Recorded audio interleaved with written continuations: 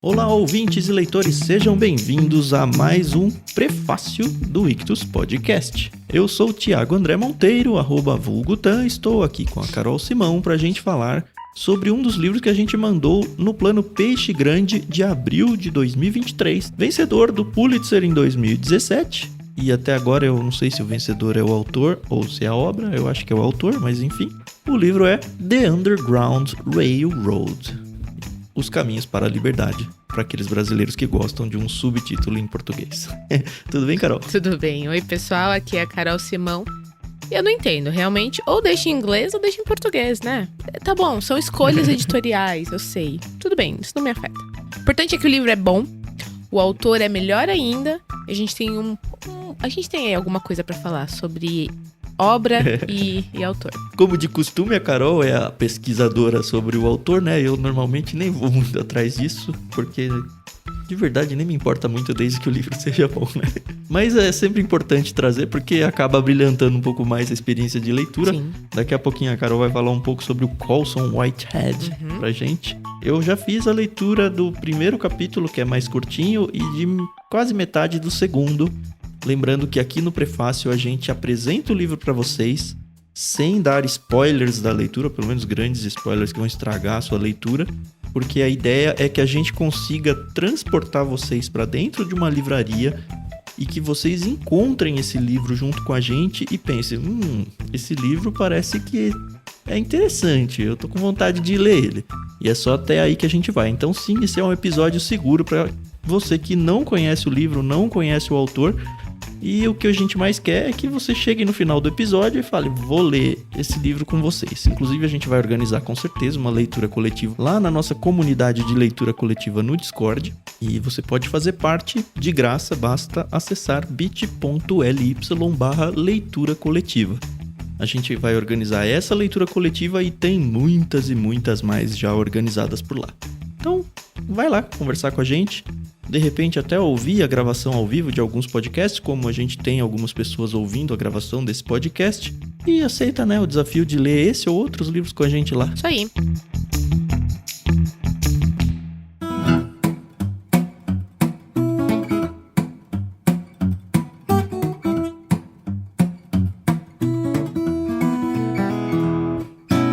Como o Tan falou, o prefácio ele é um programa para te fazer ter vontade de adquirir e ler o livro, né? E olha que interessante, é um ponto positivo para HarperCollins, que é a editora que está trazendo esse material aqui para o Brasil. Eles trouxeram, na edição pelo menos que nós enviamos no Ictus, eles trouxeram a capa original, então a capa em português e em inglês, ela tem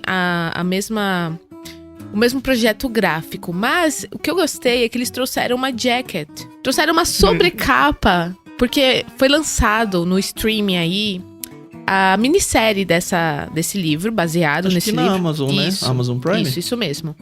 E como eu não gosto de comprar um livro com a capa do filme, da série, não gosto. Fica datado, Exato, né? principalmente quando tem o rosto dos atores. E eu tenho alguns aqui em casa, e assim, é como o Tan falou, fica datado, você... Não é legal, entendeu? E aí, esse aqui, quando chegou e eu abri a caixa, eu falei, não acredito que a Harper fez isso. Mas aí eu vi que, sai, ó, que legal, e é a capa original. Olha aqui, ó. E é linda a capa, linda. E a capa... Ela já contém um pequeno spoiler, né? Também, né? Sim, não. O trabalho gráfico deles é sensacional. Aí a gente tem que realmente enaltecer o trabalho que eles estão fazendo, porque quem trabalha com livros no mercado editorial sabe que esses detalhes, eles são caros, mas que eles fazem toda a diferença. Sim, até as folhas de guarda, sabe? Em preto, fingindo um chão de trem, assim. Cara, é muito bem feito. O livro com orelhas, o livro em si... Tem 300 e poucas páginas, pra você ter uma ideia do tamanho aí do compromisso, né, de leitura. A fonte é bem gostosa, Sim. Não é muito grande, nem muito pequena. Aquela folha amarelinha, assim, pra quem gosta de livro, papel, assim, de segurar livro mesmo, é bem agradável de ler. Sim, e assim, a capa, como o Tan falou, traz aí um trilho, né, que é o trilho do trem, que é um grande personagem desse livro, né? Então... Obviamente você tem que ler para descobrir por quê. Mas a história, ela se passa nos anos antigos aí, né? Dos anos, 50, 60, mais ou menos? Ele falou aqui no começo, mas na época da escravidão lá nos Estados Unidos, né? Ah, então é bem antes dos anos 60. O capítulo 2, ele abre, bem antes, ele abre com uma recompensa de $30, dizendo que dizendo que um escravo tinha fugido e tal. E aí ele assina esse bilhete aí de recompensa, esse cartaz de recompensa, com 18 de julho de 1820. Então, é nessa época aí que está sendo ambientada a história, ambientada nos Estados Unidos, né? Em vários estados, tanto que os capítulos, tem um que chama Geórgia, tem um que chama Carolina do Norte, outro chama Tennessee, Indiana. Sim. Não são todos estados aqui que fazem parte do título de cada capítulo, né? Tem alguns que são nome de personagem e tal, mas só para você ter uma ideia de que ele pega a época, mas ele não foca num único lugar, não. E se a gente parar para estudar um pouco da história norte-americana, eram estados extremamente escravocratas, entendeu? Então, eu sei que a Carolina do Sul, a Carolina do Norte realmente tinha... foi um dos últimos estados a ter a questão da liberdade. Posso estar falando uma grande bobagem aqui, porque eu não sou estudiosa de história norte-americana, mas pelo que eu estudei na minha época lá da escola, os estados do sul, era mais forte essa questão, né, da escravidão. O que, se você parar pra pensar, lendo esse livro, faz muito sentido. E o Colson Whitehead... Ah, que engraçado, né? Os nomes dos predestinados, né? Que se a gente for traduzir o sobrenome dele, né? Whitehead, cabeça branca. E ele é um autor negro. Ele é um autor premiadíssimo. Ele é nova-iorquino. Novo, viu? Ele tem 54 anos na época que a gente tá gravando. A foto pareceu bem novo. Quando eu li aqui a orelha que fala sobre ele, eu fiquei imaginando bem aquele...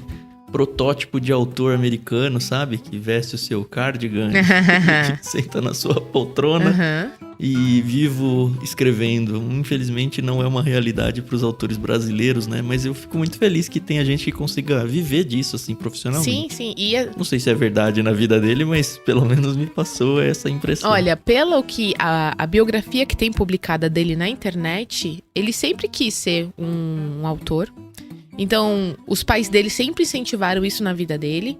E desde o momento que ele terminou o ensino médio e decidiu ingressar numa universidade, o foco dele era a escrita. Então, ele lançou o primeiro livro dele, chamado A Intuicionista, em 1999. E já foi, assim, um livro muito bem aceito pela crítica. Ele agradou o público, agradou a... Enfim, eu acredito que seja, assim, difícil você trazer um tema tão nichado, né, como ele escolhe escrever, e agradar as pessoas, né, de um modo geral. E ele não ganhou só um Pulitzer, ele ganhou 2. Ah, você não sabia, não. Ele ganhou por o Underground, né, que é o livro que nós vamos ler. E isso foi em 2017. Mas em 2020 ele ganhou outro prêmio Pulitzer. Dessa vez pelo livro O Reformatório Níquel. Gente, eu fui atrás desse livro. Pesado, hein? O tema. Pesado. Então você vê que ele é um autor que ele gosta de temas mais polêmicos, né? Então ele fala sobre a escravatura. Ele fala sobre abuso sexual. Ele fala... sobre o cárcere, né, de jovens, adolescentes. O primeiro livro dele, A Intuicionista, traz um tema sobre cegueira, né, a cegueira da sociedade. Então, assim, ele gosta de trazer temas pertinentes, né? Eu acho isso muito legal, porque você tem que ter muita coragem. Porque eu acho que não é só você escrever, mas você assumir e defender o que você escreveu, entendeu? A leitura tá sendo muito gostosa, né? Como eu falei, já comecei o livro. Facilmente você encontra na internet o texto de contracapa, né, do livro, onde apresenta um pouco. Inclusive, a Oprah Winfrey abre como uma das recomendações, né? Você não vai conseguir parar de ler. Eu ainda não cheguei num ponto onde eu tô nisso, mas ele tem potencial para isso até onde eu cheguei, tá? E eu, antes de falar um pouco sobre a minha experiência de início de leitura, eu queria ler com vocês a orelha, que vai apresentar o livro. Acho que é um bom jeito de encontrar esse livro na livraria, né? É poder ler a orelha do livro. E talvez esse texto não esteja tão facilmente encontrável na internet. É rapidinho. O livro se apresenta assim. Cora é uma jovem escrava na fazenda de algodão dos irmãos Randall. Ser escravo é ruim, mas é ainda pior para Cora, considerada uma pária pelos seus companheiros de cativeiro. Quando César, um escravo recém-chegado do norte, conta a ela sobre a existência de vias subterrâneas que permitem que escravos fujam para estados onde não há escravidão, eles decidem assumir todos os riscos para escapar dos desmandos de seus senhores. As coisas não saem como planejado. Homicídios, acidentes, mentiras e traições ocorrem o tempo todo. Além disso tudo, ainda há a perseguição implacável de Ridgway, o lendário caçador de escravos, motivado por razões que Cora desconhece. Como em um romance clássico, Cora desbrava diferentes mundos em cada parte de sua jornada, tanto no tempo como no espaço. Whitehead, que é o autor, lança a mão de um talento único para recriar as barbáries cometidas no período escravagista nos Estados Unidos. Sua narrativa entrelaça com virtuosismo a saga brutal do tráfico de escravos e também as inúmeras promessas não cumpridas por todo esse tempo.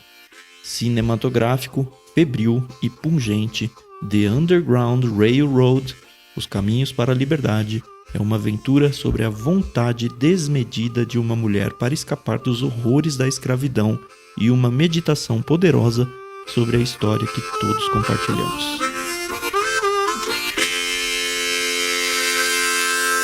Vai ser minha primeira leitura sobre uma história de escravatura, tá? Eu já tinha lido livros sobre preconceito, racismo, esse tipo de coisa, mas uma história, uma ficção aqui, mas...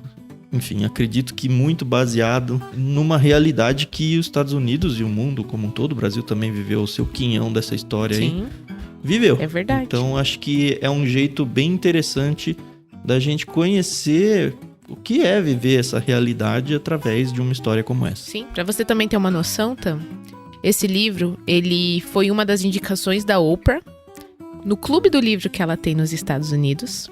Eu fiquei na dúvida disso. Isso é muito interessante, Ela é uma pessoa que tem muito peso, entre o público dela. E o senhor ex-presidente Barack Obama falou que esse é um dos livros, assim, favoritos dele, que é as leituras de verão, que eles fazem. E ele falou que esse livro é fantástico. Então, assim, eu gosto de... Por mais que a gente pesquise autor, obra... eu não tomei spoilers da obra, E eu gosto disso. Já leu a última página? Não. Ainda não. E eu gosto disso e gostei ainda mais de saber o fato de eu já ter um livro desse autor. Quem sabe, se torne... E a Carol jura de pé junto que fui eu que indiquei, apesar de eu não lembrar disso. Pois é, mas foi o Tan que me indicou. Eu lembro que teve uma época que o Tan falava assim, olha esse livro, olha esse livro. E eu ia comprando. Eu falei, chega... Mas esse aqui foi um que ele me indicou, ele não lembra. O Fernando proibiu a nossa amizade, mas teve uma época que o Fernando falou assim, chega, um livro por mês tá bom, E aí as prioridades começam a mudar e realmente faz tempo que eu não compro livros. As benesses de ter um clube literário, sim, Carol? Mas isso não é mentira o que eu estou dizendo, tá? É verdade esse bilhete. Eu tô animada pra essa leitura, eu acho que é muito legal. A gente acabou de fazer uma leitura sobre um livro nacional, do Milton Ratum, Dois Irmãos, e eu gostei demais por me trazer perto da minha realidade brasileira, E agora a gente tá indo pra uma realidade norte-americana, de um povo que sofreu demais, ainda sofre, a gente sabe, até os dias de hoje. E eu já li um livro mais ou menos sobre esse assunto.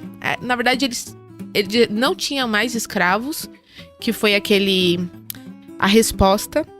Eu sempre falo dele, que depois deu origem àquele livro Histórias Cruzadas, onde as empregadas eram negras e... é com a Viola Davis, a Octavia Spencer. Tem também aquela Emma Stone. Isso mesmo, Emma Stone, sim. A Bryce Dallas Howard. Um elenco fantástico. Se você nunca assistiu esse filme, assista.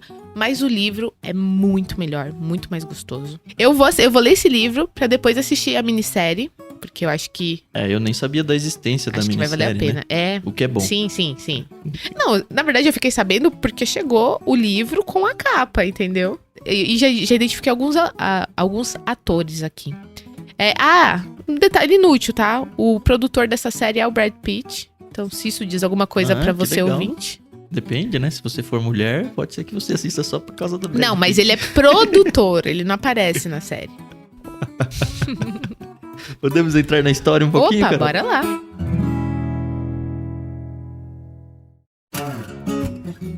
O primeiro capítulo se chama Ajarri, Uhum. com Y no final. E eu já fiquei, será que eu tenho que procurar isso no mapa ou não? Porque eu percebi que tinha uns lugares, né, nos Estados Unidos, como o nome do título, mas logo eu descobri que não. A Jarri é a avó da Cora, que é a protagonista do livro, Uhum. e conta como ela se tornou escrava, conta ela sendo vendida e revendida, e revendida, e revendida várias e várias vezes, viajando várias vezes. Fala um pouco sobre esse negócio de como era a questão de venda de escravos. Escravos homens fortes tinham valor maior, mulheres com potencial de procriar tinham valor maior, porque era como cunhar dinheiro, eles falam assim. Você percebe que é bem mercadoria a coisa, sabe? Sim. E é triste a gente pensar que isso foi uma realidade no mundo, né? Nossa. Mas enfim, ela sai lá da Europa, menciona aqui que o navio dela saiu de Liverpool, Uhum. foi parando em vários lugares, ela vai para os Estados Unidos. Nos Estados Unidos, ela é vendida várias vezes. A avó, né? Sim. A Jarri. Ela tem 3 casamentos. Apesar do livro chamar casamento, né? Eu nem imagino que seja... Aliás, nem fala casamento, né? Diz que ela teve 3 maridos. E os 3 morreram. E ela foi ficando. É interessante que fala até o valor de cada transação em dólares dela. Valorizou, desvalorizou, sabe? Dá um ruinzinho, assim, de ficar vendo um negócio desse, assim, acontecendo, Pesado, sabe? né? Tem um trechinho que eu até postei um pedaço no Twitter. Ele diz assim, olha... Cada coisa tinha um valor. E à medida que o valor mudava, tudo mais mudava também. Uma cabaça quebrada valia menos do que uma que ainda pudesse armazenar água. Um anzol que segurava o bagre era mais valorizado do que um que deixasse escapar a isca. Na América, o estranho era que as pessoas eram coisas. Melhor evitar o prejuízo de um velho que não vai sobreviver a uma viagem para atravessar o oceano. Um macho jovem... Olha, macho, cara. Um macho jovem de uma cepa tribal forte deixava os clientes em polvorosa. Uma jovem escrava parideira era como cunhar moedas. Dinheiro que gerava dinheiro. Pois é. Enfim, ela acaba numa tal de fazenda Randall, que é o sobrenome do principal fazendeiro lá. Ele é um agricultor e tal. Eu tive a impressão de que, apesar de ser escravidão, ele não era...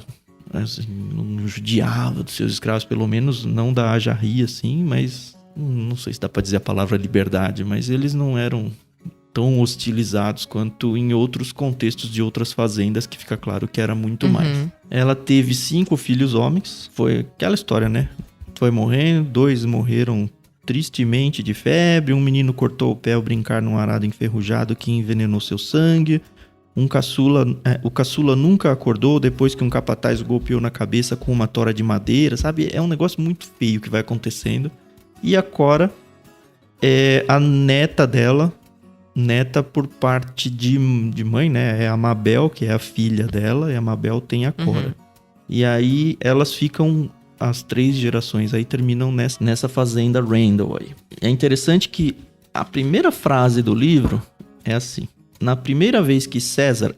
É Caesar, né? Aquele jeito romano de escrever César, né? Alguns pronunciam Mas eu Caesar, tô lendo né? como César. É. Acredito que sim. Mas eu vou ler como César. Na primeira vez que César sondou Cora sobre fugir para o norte, ela disse não. Era a avó dela falando. E aí conta toda a história da avó. Esse capítulo, que é mais curtinho, ele termina... Voltando para Cora, né? Diz: escapar da escravidão da fazenda era escapar dos princípios fundamentais de sua existência. Impossível. Era sua avó falando naquele domingo à noite quando César contou a Cora sobre a ferrovia subterrânea. E ela disse não. 3 semanas depois, ela disse sim. Dessa vez, era sua mãe falando. Então, você, assim, mostra até essa questão. A gente viu bastante no Dois Irmãos esse negócio, né? Do quanto que as gerações, elas meio que tomam as mesmas decisões dos pais ou dos avós. Sim. Enfim, tem essa questão da Cora de saio ou não saio. Até onde eu li do capítulo 2, não apresenta nada desse railroad aí, do que vai acontecer. A gente só sabe pela orelha e pela contracapa do livro.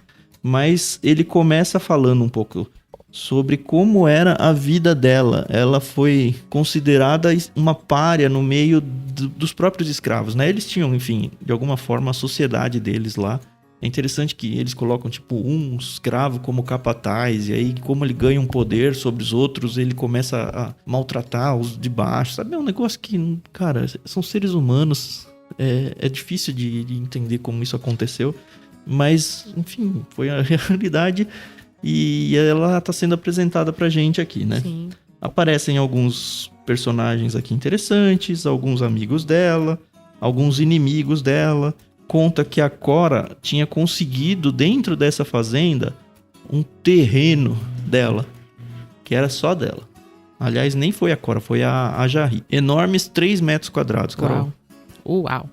E aí, sei lá, eles plantavam algumas coisinhas pra comer alguma coisa diferente do que a gororoba que era servida pros escravos. E aí você percebe uma batalha por terras entre os escravos. Então você percebe que a avó dela, ela super protegia essa terra.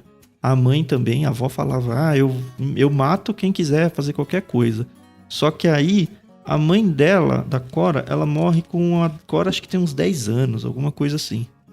E aí ela meio que fica sem ninguém lá. E aí vem um escravo mais forte e tal, que é comprado lá pra fazenda e tal.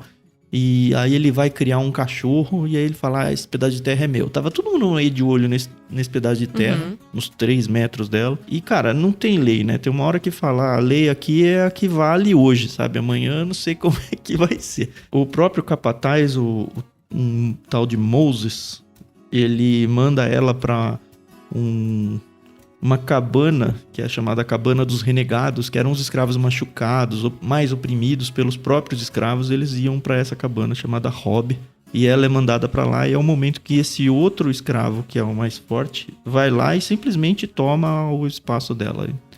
E aí, cara, ela é uma criança, né? O que vai fazer? Mas ela faz. Cara, o tal do Blake é o cara forte, né? Diz aí, então chegou o Blake naquele verão. O jovem Terrence Randall, que é um dos descendentes do primeiro fazendeiro, né? Assumiu algumas responsabilidades para se preparar para o dia em que ele e o irmão assumiriam a fazenda. Ele comprou um punhado de pretos das Carolinas do Norte e do Sul. 6 deles, fantis e mandingos. Se o negociante for honesto, seus corpos e temperamentos aprimorados por natureza para o trabalho pesado. Aí fala, né? O Blake era um deles. Muito forte, assim, era um armário, um homem com o tamanho de 2, que rapidamente comprovou a perspicácia de Terrence Randall para investimentos. Enfim, foi um super achado a compra desse escravo super forte. E aí ele toma o terreninho de 3 metros da Cora. E eles falam, agora deu ruim, né? Ela já foi renegada para a cabana dos renegados. Um cara que não tem como fazer nada. Tomou as terras dela. Eu achei essa cena surpreendente. Eu vou estragar, é um nadinha de spoiler, mas é só pra vocês perceberem que a história, ela vai ganhar uma intensidade que fala, putz, eu preciso acompanhar o que tá acontecendo, sabe? Até porque, enfim, a história mesmo, enfim, vai ser a fuga dela, e imagino, né? Esses trilhos subterrâneos e tal. Mas diz aqui, ó, Cora estivera remoendo estratégias. Anos mais tarde, ela poderia ter recorrido às mulheres da Rob, ou a Lovey, que é uma amiga dela, mas tratava-se de outra época. Sua avó havia advertido que quebraria a cabeça de qualquer um que mexesse com a sua terra. Aquilo parecia um exagero para Cora. Como que enfeitiçada, ela voltou caminhando até a Rob e tirou uma machadinha da parede, a machadinha para a qual olhava quando não conseguia dormir, deixada para trás por um dos ex-residentes que tivera outro péssimo final, doença do pulmão rasgado por um chicote ou soltando as tripas pelo chão. Agora a notícia já havia se espalhado e espectadores aguardavam do lado de fora das cabanas, as cabeças inclinadas de curiosidade. Cora passou por eles marchando, arqueada, como se protegesse o corpo de um vendaval. Ninguém se moveu para detê-la, de tão estranha que era aquela visão. Seu primeiro golpe derrubou o telhado da casa de cachorro.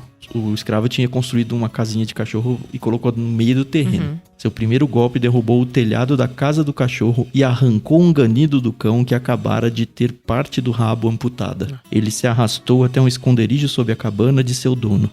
O segundo golpe feriu gravemente o lado esquerdo da casinha e o último deu fim a seu pesar.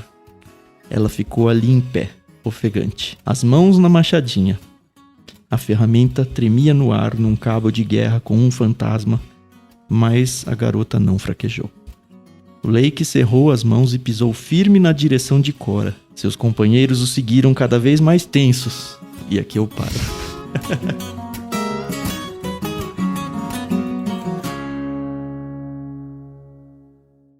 E é isso. Muito legal, tá bom, tá muito legal o livro. A narrativa, como vocês já viram, é super envolvente. É muito triste de pensar que tudo isso pode ter sido real, não a história, mas enfim, a veracidade dos fatos aí maiores é verdade, né? Nossa. Enfim. Ainda é mais complicado pensar que muitas pessoas olham isso e falam parabéns. Ainda bem que Deus é misericordioso. Mesmo, né? Era um negócio. Ah, sim. Mas é difícil, viu? Bem difícil. Eu espero que com isso todos vocês ouvintes estejam com vontade de ler com a gente aí The Underground Railroad, Os Caminhos para a Liberdade, da editora HarperCollins.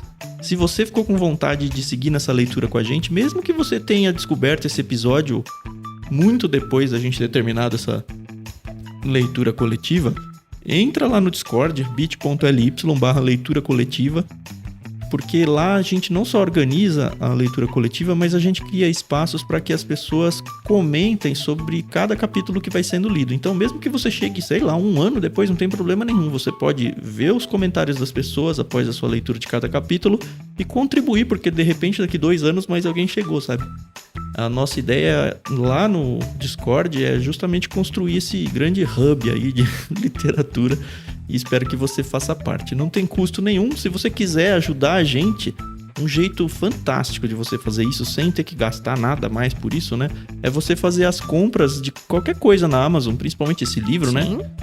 Através do nosso link. É só a partir de ictus.com.br/Amazon ou usar o link que está aí na descrição do programa. Sempre que você fizer compras pela Amazon de qualquer tipo de produto e partir por esse link, você não vai pagar mais nada pelo que você está comprando, mas parte da compra vai vir aí pra gente. Então é um jeito muito bom de você ajudar a gente a continuar existindo, de você abençoar as nossas vidas aí financeiramente também, sem, na verdade, ter que gastar mais dinheiro do que você já gastaria. Então salva aí nos seus favoritos, ictus.com.br/Amazon. Lembrando que Ictus é ICHTHUS. E faz com que a gente continue existindo aí e essa ferramenta de literatura para todo mundo tenha vida longa. É isso aí, pessoal. A gente fica muito feliz de começar novas leituras. Leituras eu acho que são muito importantes para nós como leitores, né? Temas muito pertinentes, como eu falei. E bora mais nessa leitura aí. Faz aí tudo que o Tan falou que é importante pra nós. Realmente é muito importante. E se você tiver alguma sugestão, crítica, se você quiser falar com a gente, nas redes sociais, pode chamar a gente que a gente responde. No próprio Discord, você tem uma linha direta pra conversar com a gente. E é isso, a gente se ouve aí no próximo episódio. Até mais. Tchau, tchau.